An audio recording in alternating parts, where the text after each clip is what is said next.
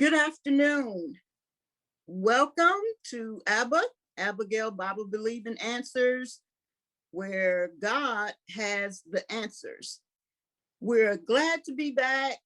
We're excited about what's coming forward in our YouTube channel and podcast channels. We would like to open this session with an introduction to our premiere of our upcoming broadcast programming and what we're proposing. And we would like to get your feedback and your input into designing our narratives for our upcoming subject matters.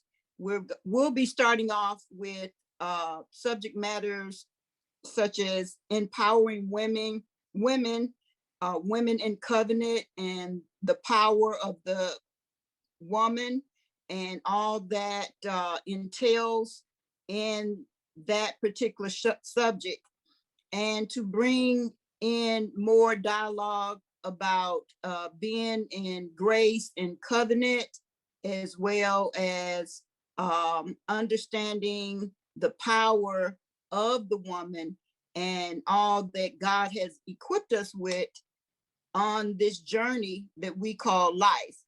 And as you can see in our optics, we're walking along the path of the journey called life. And on this journey, we want to stop along the way, not rushing through like we on a sprint, but we want to walk each day, as it says in the scriptures, walk and not faint.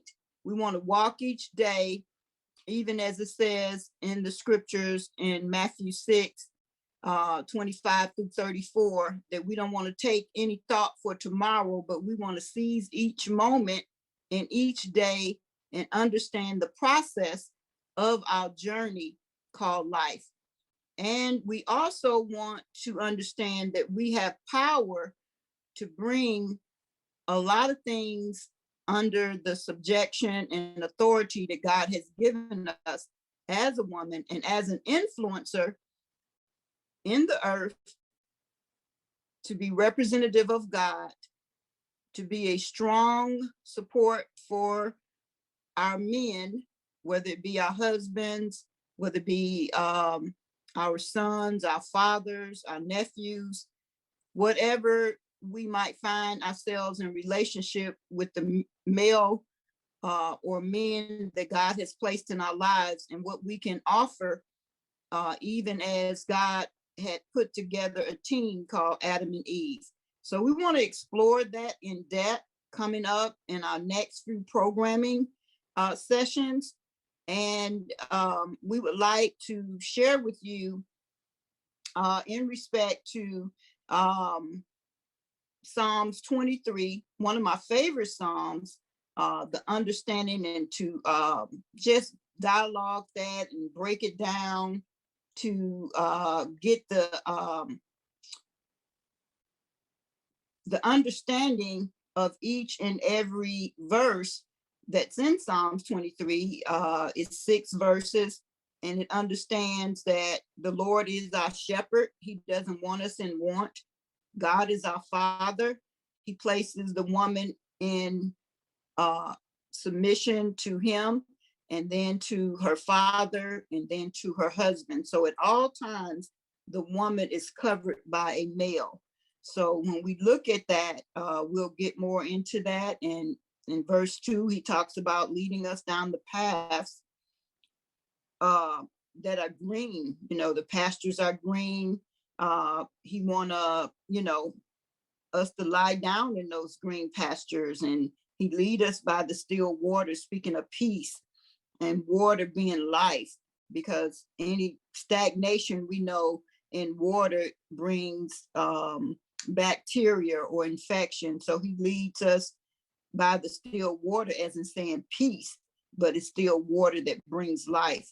And then he restores our soul, as verse 3 says, and he leads us in the paths of righteousness. So that's why we're looking at the past, and on our optics, our path is lit with a light, because we know there's no darkness and there's no shadow in God. So as we walk down these paths of righteousness and holiness and healthiness, that God continually restore us and strengthen us in our inward man, in our soulish realm, in our emotions, in our five senses of touch, smell, taste, hearing, and of course, vision. And he tells us that we walk even through valleys of shadow of death. We know there's been a lot of sickness, there's been a lot of death within the last year and a half. And, you know, the virus is real. We don't walk in fear, because he says, fear no evil, for he's with us in verse 4. And he said, his rod and his staff comforts us. So we know Holy Spirit is a comforter, and God is forever with us, regardless to what's in camp around us. It can be a lot of death. I experienced a lot of things, even personally. My nephew, a couple of weeks ago, passed away sitting at his desk. He worked at one of the colleges in Detroit, Michigan, and 53 years old, and just dropped dead at his desk. So I just had a conversation with him a couple of weeks prior to that on a family Zoom call, and he was looking well, in great spirits, and it's just happening just that fast. And as a result of everybody rushing, you know, to my niece's side to comfort her, a lot of them are now in the hospital with the COVID-19, even one of our babies. So, you know, this thing is real. There's a lot of sickness, there's a lot of deaths, but God is still great, and God is greater, and he is a healer. So we're praying for his healing virtue to be released over all that are sick. We're praying for comfort to come to all those that mourn. So we're not ignorant of what's happening around us, because even in verse 5, where it says, God prepares a table before us, even in the presence of our enemies. And he anoints our head with oil, that our cup may run over, that we might have something offer. We might be filled, that we can then flourish and help others. And when we do all of that, we're doers of the word. God has a promise for us. He has a blessing for us. He has favor for us, as it says in verse 6. Surely goodness and mercy shall follow us all of the days of our life, and we will dwell in his house, in his presence forever. And I call goodness and mercy the twins, the Boxy twins, as I say, that we always want them to be present in our life, the goodness and the mercies of God. Always being present, and we always want to be dwelling in his house, in his presence, in his glory. So I look forward to bringing you more programming. I pray that it go from glory to glory, and it's a blessing to your life. We're going to talk about the 8 stages of maturation or maturity, growing up. We're going to talk about how we move forward, how we push forward and persevere, even from our history, from our past. Some of us may not have had good upbringings, or we may have fell in ruts along our journey. And how do we overcome some hurdles that it doesn't affect us in our future? It doesn't have any great impact to derail us or cause us to miss anything that God has laid out for us in our destiny and our purpose in this journey that we're walking called life.